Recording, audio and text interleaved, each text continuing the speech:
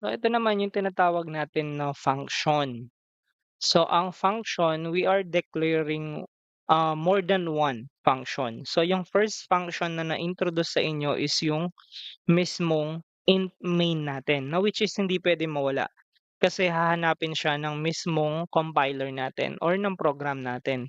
Ngayon, dito sa example natin, since ang topic natin is function na, we can create yung sariling function natin. So you can navigate, you can manipulate yung data using your function.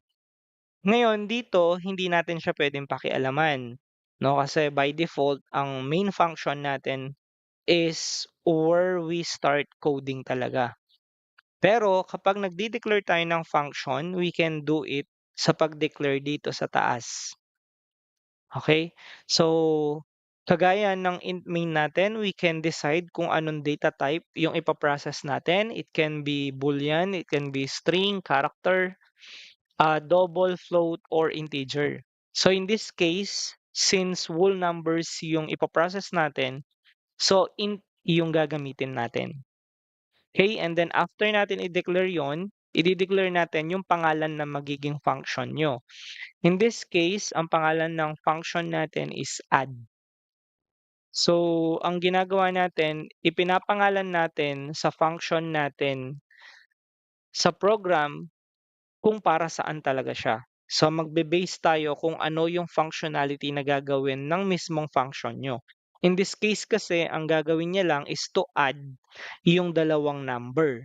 Kaya ang pinangalan ko sa kanya ay add. And then, in every function, nagde-declare tayo sa parameter. Kung mapapansin nyo, yung unang main natin, meron siyang parameter pero wala siyang laman. So sa pag-create natin ng function, binibigyan natin sila ng laman. So ang tawag natin dito ay parameter. Or madalas, ang tawag nila is argument. Okay? So dito sa argument or sa parameter natin, nagde-declare din tayo ng data type. Why? Kasi nagde-declare ka ng variable dito. So in this case, meron kang int a at meron kang int b. So ang add mo ngayon, meron siyang dalawang parameter, si a and b. Ngayon, sa loob ng function natin, no, ang pinakatrabaho niya is to return, ibalik sa atin yung a at saka b. Ang question is anong value ngayon ng A and B natin? So in this case, wala pa siyang value. So manggagaling yung value na yon dito sa mismong main function natin. So paano yung mangyayari? So magde-declare ngayon tayo ng int and then variable na mag-handle sa mismong function nyo. So ang handler ngayon is si result, i-equal natin siya kay add. Sino ba si add? Eto po siya, yung function natin. Okay? So ngayon, meron kang value sa parameter niya na 5 and 7.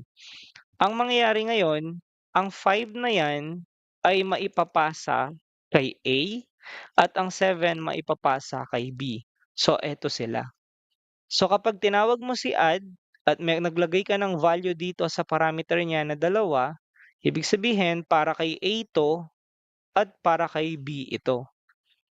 Okay? So ngayon, ito yung value, ito yung formula. So anong gagawin ngayon ni A and B since si A may naibato na sa kanyang value na 5, si B naman may naibato ng value sa kanya na 7. So dito, ang sabi niya, we will return yung 5 at saka 7. Since naka-plus sign tayo, ibig sabihin yan, ipa-plus natin yung dalawa at magkakaroon tayo ng equal na 12.